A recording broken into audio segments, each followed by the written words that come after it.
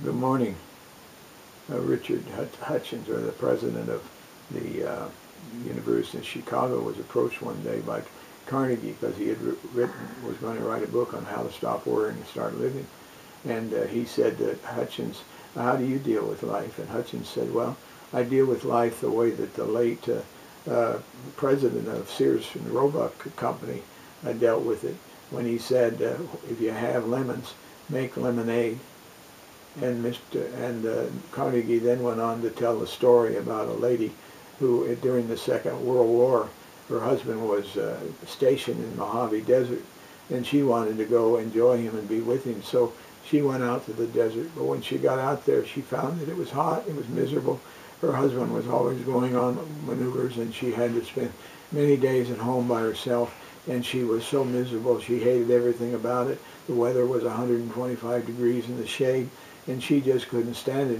So one day she wrote her father and was complaining to him about all this, and her father wrote back 2 lines. 2 men looked out of prison bars. One saw the mud, the other saw the stars. And she said that just stopped her in her tracks. And she went into her house and she sat there and she thought about it.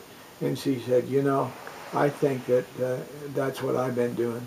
If I change my attitude, maybe life will change for me.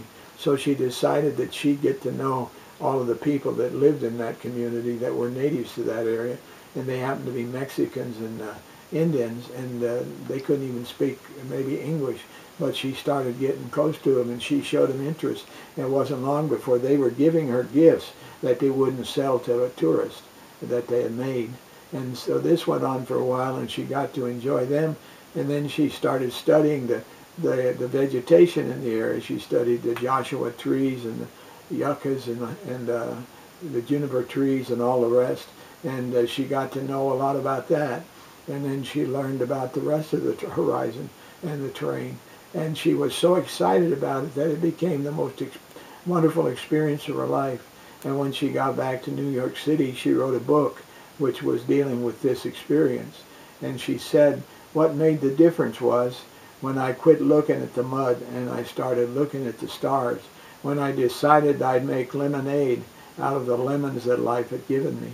And I think that's a good lesson for all of us, that if we want to really discover what life gives us, then we need to take the lemons we have in our life and see what we can do with them to make lemonade. I pray to God you'll be able to do that.